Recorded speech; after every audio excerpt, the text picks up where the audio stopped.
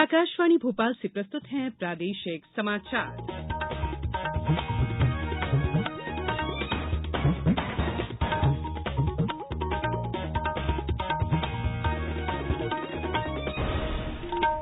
नमस्कार, समाचारों के साथ मैं संयुक्ता बनर्जी। सबसे पहले बुलेटिन के मुख्य समाचार। प्रधानमंत्री ने मोटे अनाज को श्री अन्न का नाम देते हुए कहा, सरकार किसानों को मोटे अनाज के उत्पादन के लिए दे रही है बढ़ावा। प्रदेश में कल किया जाएगा इस साल की पहली नेशनल लोक अदालत का आयोजन। रंगारंग प्रस्तुतियों के साथ कल होगा खेलो इंडिया युवा खेलों का समापन। और तेज ठंड से कुछ दिनों की राहत के बाद प्रदेश में फिर लौटेगा हल्की ठंड का दौर। अब समाचार विस्तार से। प्रधानमंत्री नरेंद्र मोदी ने आज कहा कि विश्व की खुशहाली और उज्जवल भविष्य भारत की समृद्धि में अंतर्निहित है। श्री मोदी लखनऊ में आज उत्तर प्रदेश वैश्विक निवेशक सम्मेलन 2023 के उद्घाटन के बाद समारोह को संबोधित कर रहे थे। श्री मोदी ने कहा कि एक बाजार के रूप में भारत अब समेकित बन रहा है और सरकारी प्रक्रियाएं साधारण बन रही हैं। प्रधानमंत्री ने मोटे अनाज को श्री अन्न का नाम दिया और कहा कि एक तरफ सरकार किसानों को मोटे अनाज के उत्पादन के लिए बढ़ावा दे रही है, तो दूसरी ओर ऐसे अनाज के लिए वैश्विक बाजार भी विकसित कर रही है। हमने इस मिलेट को, मोटे अनाज को एक नया नाम दिया है, श्री अन्न। ये श्री अन्न जिसमें न्यूट्रिशन वैल्यू बहुत अधिक है। ये सुपर फूड है। जैसा श्रीफल का माध्यम है, महात्मय है, वैसा ही श्री अन्न का भी महात्मय बनने वाला है। हमारे ये प्रयास है कि भारत का श्री अन्न ग्लोबल न्यूट्रिशन सिक्योरिटी को एड्रेस करे। दुनिया इस वर्ष को इंटरनेशनल ईयर ऑफ मिलेट के रूप में भी मना रही है। प्रधानमंत्री ने आज मुंबई से 2 नई वंदे भारत ट्रेनों को झंडी दिखाकर रवाना भी किया। पहली ट्रेन शिरडी से और दूसरी सोलापुर से रवाना हुई। वंदे भारत एक्सप्रेस भारत की पहली स्वदेशी सेमी हाई स्पीड ट्रेन है। इसकी अधिकतम गति 160 किलोमीटर प्रति घंटा है। केंद्रीय वित्त मंत्री निर्मला सीतारमण ने कहा है कि सरकार ने कोविड महामारी के बाद अर्थव्यवस्था की बहाली के लिए पूंजीगत व्यय का रास्ता अपनाया है। लोकसभा में केंद्रीय बजट पर चर्चा का जवाब देते हुए श्रीमती सीतारमण ने खाद्य सब्सिडी में कटौती के विपक्ष के आरोप को बेबुनियाद बताया। श्रीमती सीतारमण ने कहा कि खाद्य सब्सिडी को लगभग दोगुना कर 1,97,000 करोड़ रुपए कर दिया गया है। उन्होंने ये भी कहा कि चालू वित्त वर्ष के लिए उर्वरक सब्सिडी को बढ़ाकर 2,25,000 करोड़ रुपए कर दिया गया है। प्रदेश में कल 2023 की प्रथम नेशनल लोक अदालत का आयोजन किया जाएगा। इसका शुभारंभ सुबह 10:30 बजे होगा। सीहोर जिले में सीहोर सहित तहसील न्यायालय आष्टा, नसरुल्लागंज, बुधनी और इछावर में नेशनल लोक अदालत का आयोजन किया जाएगा। नेशनल लोक अदालत में प्रकरणों के निराकरण के लिए कुल 23 खंडपीठों का गठन किया गया है। गुना में 28 खंडपीठों के समक्ष सुनवाई होगी। नर्मदापुरम जिले में 24 न्याय खंडपीठों का गठन किया गया है। इनमें लगभग 10,752 प्रकरणों का निराकरण किया जाएगा। मुख्यमंत्री शिवराज सिंह चौहान ने आज बैगा, भारिया और सहरिया जनजाति की 2,41,000 से अधिक महिलाओं के खाते में करीब 24 करोड़ 11 लाख रुपए की अनुदान राशि जमा की।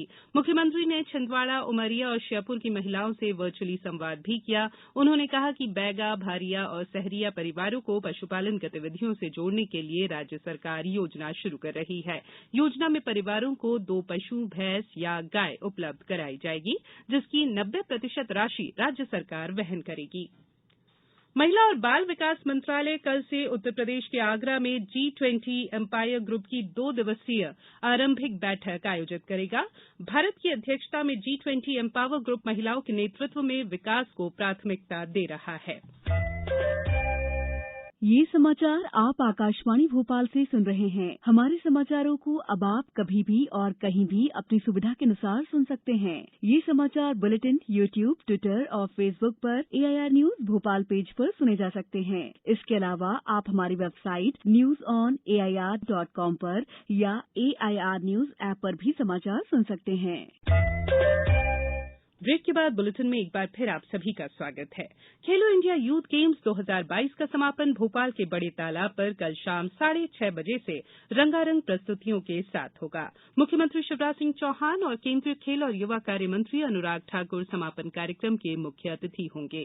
केंद्रीय खेल, युवा कार्य और गृह राज्य मंत्री श्री निशित प्रामाणिक और खेल रत्न पुरस्कार से सम्मानित ओलंपियन शूटर गगन नारंग भी इस कार्यक्रम में उपस्थित रहेंगे। समापन समारोह के पूर्व शाम 5:30 बजे सभी विजेता खिलाड़ियों को चैंपियन बस में मुख्यमंत्री निवास से बोट क्लब तक ले जाया जाएगा। बस के साथ कलरिया पट्टू, गटका खिलाड़ी और अन्य कलाकार प्रस्तुति देंगे। एक भारत श्रेष्ठ भारत पर फिल्म प्रदर्शित की जाएगी। खिलाड़ियों और टीमों को ओवरऑल ट्रॉफी से सम्मानित किया जाएगा। प्रदेश में खेले जा रहे खेलो इंडिया यूथ गेम्स के 12वें दिन महाराष्ट्र ने अब तक 142 पदक जीतकर पदक तालिका में पहला स्थान बरकरार रखा है। इनमें 47 स्वर्ण, 51 रजत और 44 कांस्य पदक शामिल है। हरियाणा 38 स्वर्ण पदक सहित कुल 99 पदकों के साथ दूसरे स्थान पर है। मेजबान मध्यप्रदेश 32 स्वर्ण, 21 रजत और 26 कांस्य पदकों के साथ तीसरे स्थान पर है। मध्यप्रदेश के खाते में अभी कुल 79 पदक हैं। राजस्थान 38 पदकों के साथ चौथे और केरल 44 पदकों के साथ 5वें स्थान पर है।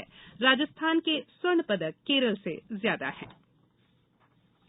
MP power management company limited द्वारा कंपनी में कार्यरत कार्मिकों को 7वें वेतनमान में 4% अतिरिक्त महंगाई भत्ता देने के आदेश जारी कर दिए गए हैं। जारी आदेश के अनुसार 7वें वेतनमान में कार्मिकों को वर्तमान में मूल वेतन पर 1 जनवरी 2023 से 4% अतिरिक्त भत्ता देय होगा।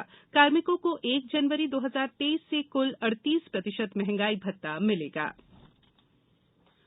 मध्यान्ह भोजन में लापरवाही बरतने पर शहडोल जिले के प्राथमिक और माध्यमिक विद्यालयों में काम कर रहे 27 स्व सहायता समूहों को हटा दिया गया है।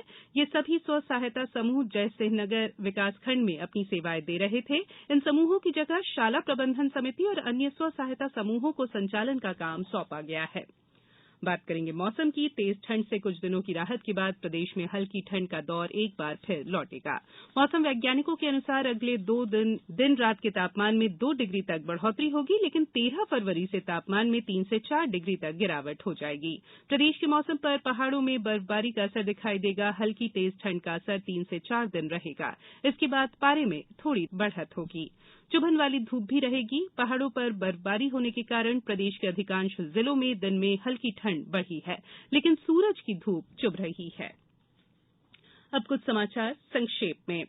नर्मदापुरम जिले में मिशन अंकुर अंतर्गत बुनियादी साक्षरता और संख्या ज्ञान पर आयोजित पहले चरण के 5 दिवसीय प्रशिक्षण का आज समापन हो गया।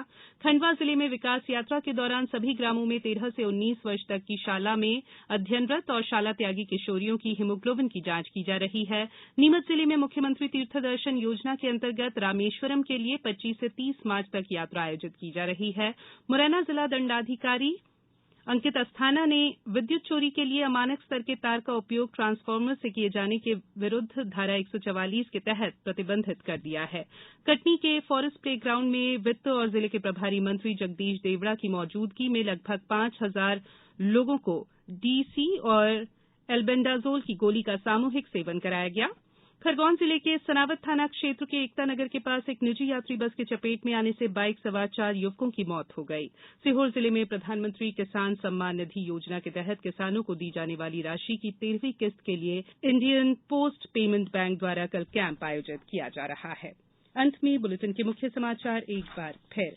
प्रधानमंत्री ने मोटे अनाज को श्री अन्न का नाम देते हुए कहा, सरकार किसानों को मोटे अनाज के उत्पादन के लिए दे रही है बढ़ावा। प्रदेश में कल किया जाएगा इस साल की पहली नेशनल लोक अदालत का आयोजन। रंगारंग प्रस्तुतियों के साथ कल होगा खेलो इंडिया यूथ खेलों का समापन और तेज ठंड से कुछ दिनों की राहत के बाद प्रदेश में फिर लौटेगा हल्की ठंड का दौर। इस बुलेटिन में इतना ही। इजाजत दीजिए। नमस्कार।